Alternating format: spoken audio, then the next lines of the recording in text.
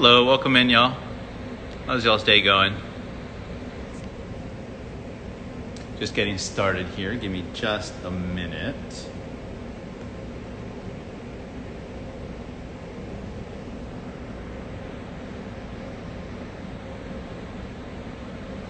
And get this posted here.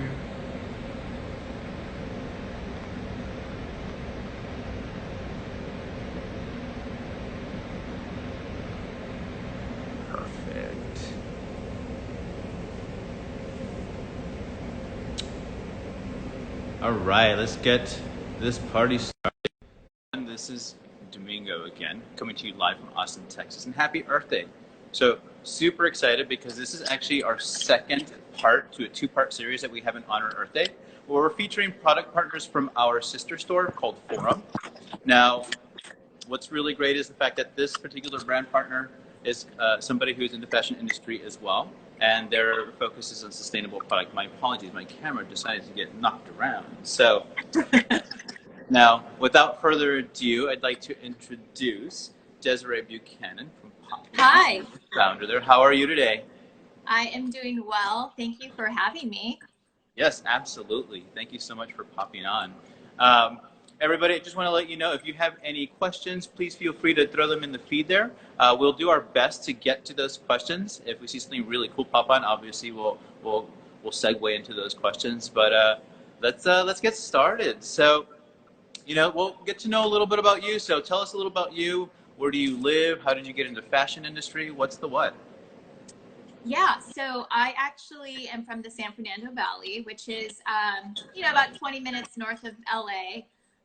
I grew up here, lived here my whole life. I had a short stint in NYC, but came back and now I live in LA and have, a family. So it's been pretty cool to be back in my roots. And for doing, in particular, PopLinen, it's been awesome because LA is has such a history, a rich history in fashion and production. So it's good to be back here. That's awesome. I love it. I love it. So, since this quarantine started, have you picked up any new fun hobbies or picked up on something that maybe you used to do and now you're doing again? Yeah, so that's a great question. I actually have a few things I've kind of either gotten back into or started new. The new thing is I really enjoy bike riding. I think the last time I rode a bike was when I was like 12.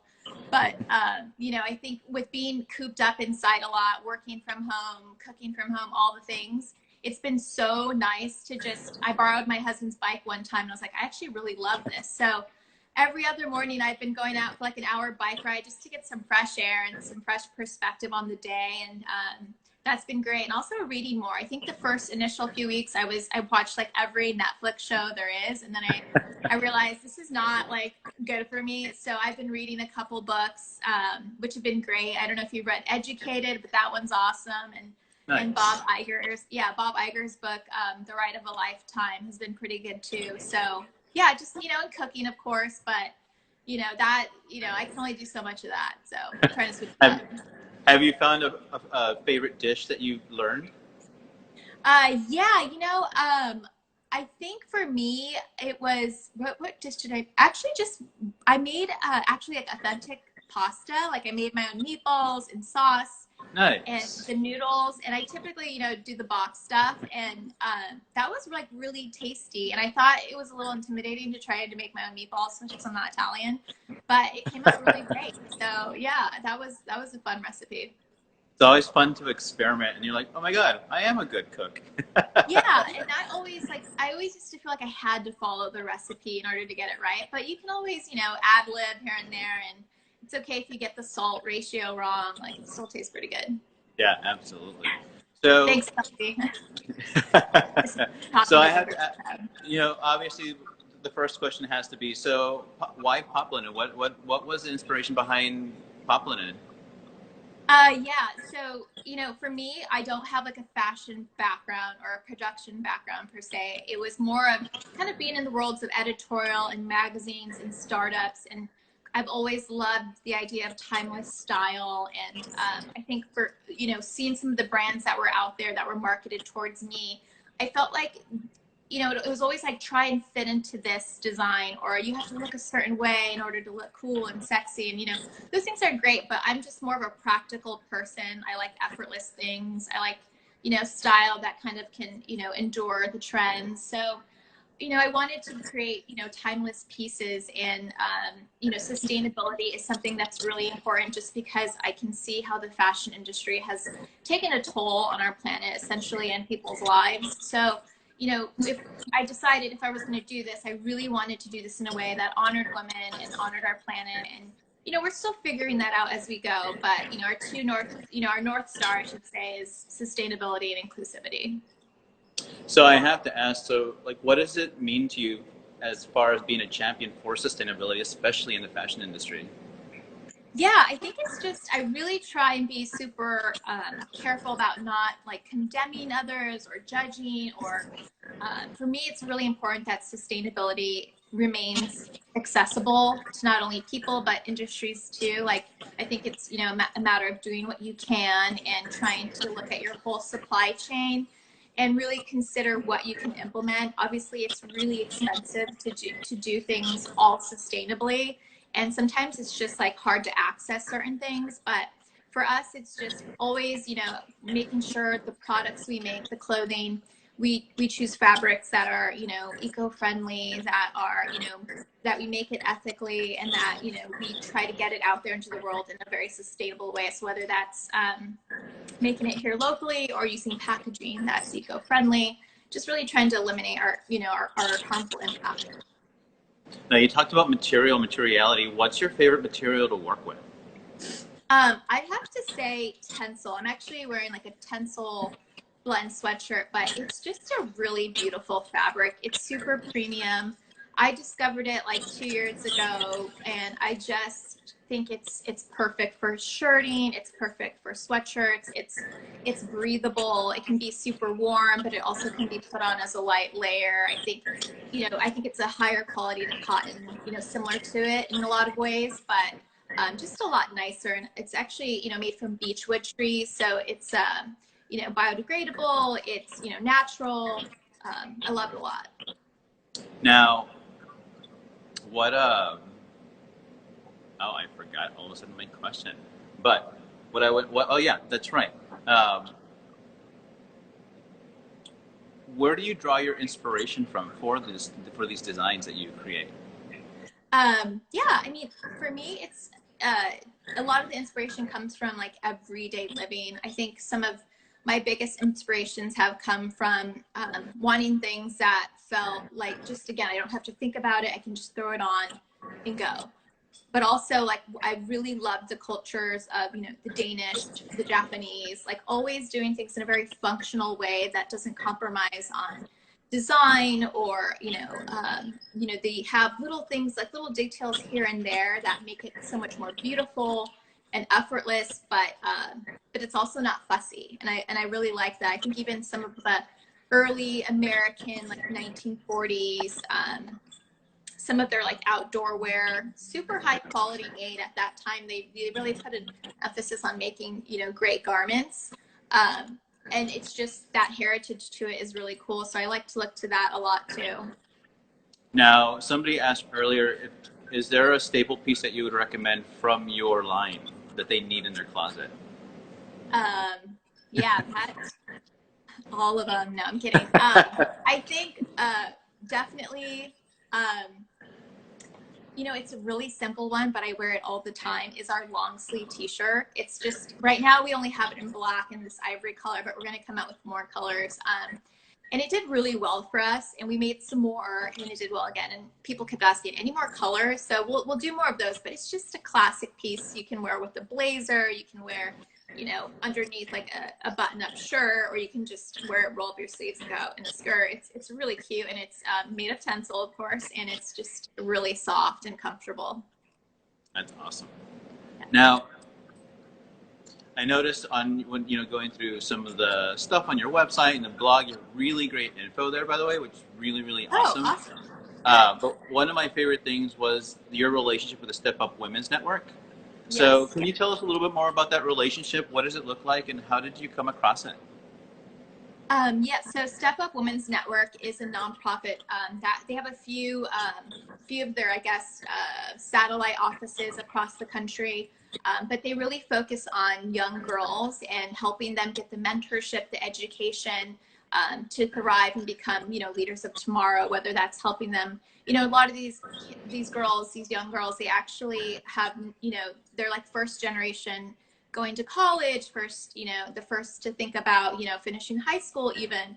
And so I've really loved how they've really come around these young girls and offered services to help them figure out how to apply for college or how to apply for an interview. And those things are really crucial. I mean, even I needed that growing up, and it's a great nonprofit. And I've actually mentored some of the young girls. Like, it's once a month you go and you kind of help them work through whatever things they're doing to prep for the next step in their life. And I think investing in them now makes such a big difference in their lives just a couple years from even now. So since I was doing that for the last couple of years, I really wanted to implement that into the business. And so we did this really cool campaign during last Black Friday where 10% of our order, or anyone's order, would go back to them, and we raised a good amount of money, which was really rad. So then I thought, let's just keep doing this. So we still do a percentage goes back to them every month, and that's been really, really fulfilling for me because I don't have as much time right now to do the mentoring, but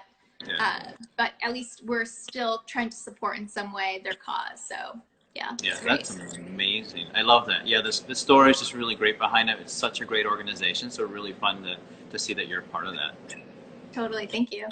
Obviously being a little bit of a smaller company, what was really also exciting to see is that you pivoted your business to make face masks. And I'm super excited because I ordered 3 of them myself yesterday. So I can't wait Thank to you get for them. doing that. No, absolutely. Like the fact that they have a spot for the filter, like, I know. genius. And it's such a simple feature that it's so important right now. So, but how were you able to do that, and what has that meant for you so far? Yeah, it's funny. This was all like 2 weeks ago, but it felt really weird to be like, hey, marketing emails about our clothing still, when obviously there's a massive crisis going on. And I understand, like, right now people aren't really thinking about clothing the way they are about their health. So my pattern maker, her name's Alice Spies, she might be on this actually, but she's been a big part of this project. She's an amazing pattern maker. She helped whip up the pattern, and she's been heading up, like, literally sewing and making sure these masks are produced. And we've been able to, make several hundred. We sold out at one point. We're constantly having to make more because, there is this interest in it. And it is really important to me that we're getting people these masks in a timely manner, because obviously, this is a subject that's close to home, and we want to make sure we're all doing our part. So we've been able to do that. And it's, we've taken all precaution just with, like, keeping our social distance, but making sure we're in touch about how this is going and making sure it's running smooth. And it's been pretty cool. And, we'll be here when people are ready to shop again for clothing. And actually, it's been great. We have been doing this little promo where if you buy a top, you get a free mask, and that's been working great. But even for just, guys and kids, like, we want to make sure that those are accessible to them too. And we're making them in these neutral colors that feel accessible to everyone. So that's been great. And it's, the kids mask idea came from a friend of mine who works in government. She had mentioned that was a need. And so I thought, that's totally makes sense. I have a toddler girl, and I know if I tried to put her on an adult mask, she'd be, like, overwhelmed. So we started making, they're like this right here. This is the kid size. Super cute, 100% cotton. And then the envelope with a filter inside. Yeah, I was super excited when I saw that there was kids and adult sizes, because you don't really see children's sizes around, and some of them still have to go to daycare because their parents are working, and they're, nurses and doctors out there, so somebody has to watch them. Yeah, absolutely. Yeah, we definitely had to transition, to put it lightly, our lives with our daughter. She's 3, and she loves hanging out with us. She's just like, dude, best life ever. Mom and dad are home, and we're all hanging out all the time. So my husband and I have played, like, hot potato with her. Like, he gets her for a couple hours, I get her for a couple hours. Some days are smoother than others, but we're making it work. And it's been pretty cool getting to have that quality time that normally we wouldn't put into our calendar. So You know, things, it's amazing how things can kind of flip on you, and there's some beauty to that unexpectedly. Yeah, no, absolutely. I love hearing that. You know, through this, obviously super challenging times, what would you say your biggest learn so far has been through the quarantine? And then have you had to pivot what your goals are for the rest of 2020? Yeah, so I think, you know, biggest learnings are just, again, kind of going back to the mask even, you know, it's a really interesting time, and I think the world has changed significantly, and the way I think a lot of us in different industries do business will change too. And I think at first it was definitely a hard pill to swallow, but you know, if you can just, you know, continue to be you know, teachable and adaptable, I think there's some pretty cool opportunities that can come from this. I think the mask making was a great light bulb moment, just because for me it's important that we are doing our part too, and trying to help solve problems if we can, but also not be in the way. And Yeah. I think this is where we came in strong, so that was cool. But I think that it's going to be an interesting, you know, rest of 2020 going into 2021 with sustainability efforts, and, you know, how people hang on to those despite the impact they've had with coronavirus. So I think it's just more important than ever that you double down on those values and really figure out the ways you can continue to, you know, spearhead those. But it certainly is challenging. So, and did I get your other Yeah. part of the question? Did I miss that? No, I think you covered it. Yeah, yeah. Okay. Well, it was your goals, and then what have you learned? So you definitely Oh put yeah, all yeah. in there. Yeah, and yeah, our goals, you know, for me, I decided, like, let's continue to just make high quality products, whatever that has to look like, and content. I think continuing to just drive home our messages of sustainability and inclusivity in whatever form that looks like, whether it's our blog, our social media platforms, you know, any PR we're able to get in front of, that's important. And also, you know, we have to do less product, just making sure the ones we do are super high quality, you know, and continue to, you know, align with, you know, our eco-friendly fabrics, and making sure we give business and partner with our production company. But yeah, looking into 2021 or the rest of the year, I think it's just, you know, continuing to follow through on those things, and not compromise. You know, speaking of, what are you most proud of having since launched your brand? Yeah, great question. You know, I'm really proud that we've actually been able to stay in the game. You know, I think it's very hard to do, you know, even just any company, to launch a company is tough. But to really just continue to be teachable, change, you know, grow, like learn from things, make mistakes, but, you know, figure it out.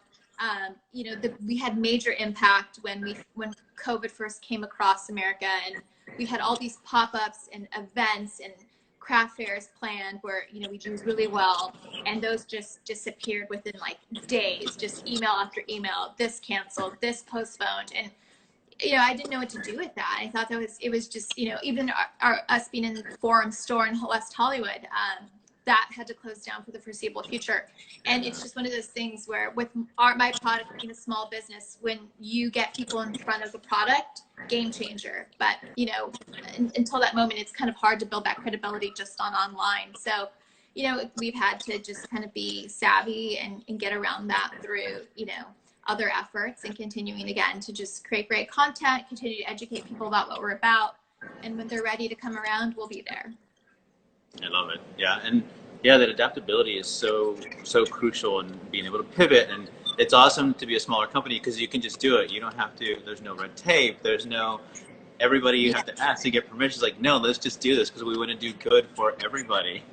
Exactly. Yeah, that was pretty cool that, you know, we could decide that overnight, and it didn't go through like 20 people and some naysayers. It was just like, go for it. And hey, if it doesn't work, great. We'll donate all of these to Downtown Women's Center. But if it goes great, awesome. Yeah. Then we can keep making more, and we're providing some jobs, and, you know, creating some cash flow. So that's great. And, you know, the masks aren't, you know, a way for us to just like make a profit. Like, we're trying to make them as affordable as possible because it's a need, but with also being able to, you know, donate one. So it's just this all around great effort in this season.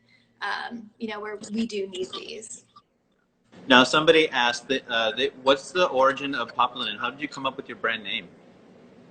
I had a really hard time with the name. I just wanted to create something that I kind of didn't, I don't know, that just felt like it could become its own entity outside of me. Like, and one night I just thought, you know, I'm working with these two fabrics, PopLinen, which is a type of cotton, and linen, which is, you know, linen, a beautiful fabric for summertime, very breathable.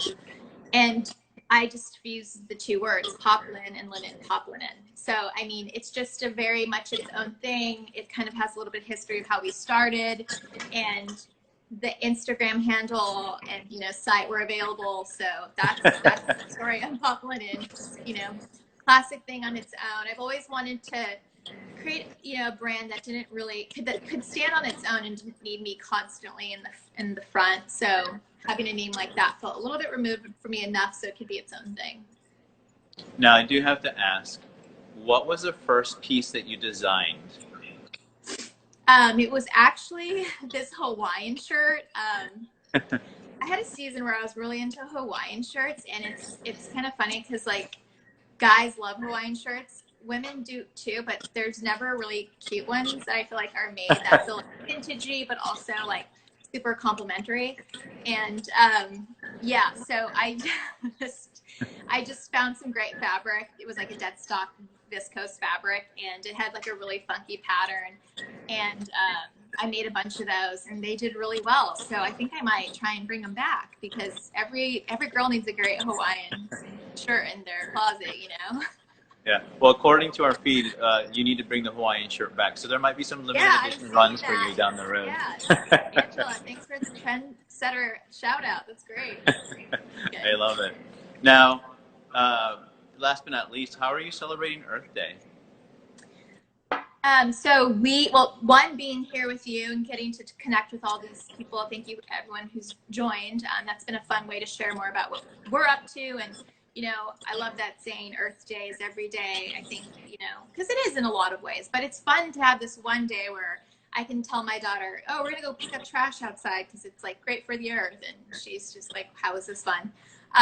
But also we're doing this Instagram giveaway on our feed. A couple of pops from us we're going to give away to a winner and their best bud. So if you haven't checked that out yet, please do. We'll pick a winner tonight. Should be pretty fun. But yeah, that's kind of how we're doing it. Just keeping it pretty mellow, but also, you know, we want to make sure we touch on it. I love it. All right, Desiree, thank you so much. Again, Desiree Buchanan from PopLinen. You can see all of these products a couple of different ways. Obviously, you can go to forumstore.com to check it out, and also go to poplinen.co. That's poplinen.co, not com, because you'll go somewhere else. Trust me, I made that mistake when I first started doing my research. So forumstore.com, poplinen.co. Check out all the styles. But Desiree, again, thank you so very much. Everybody out there, thank you so much. Stay safe and happy Earth Day. All right, thank you. Bye. Bye.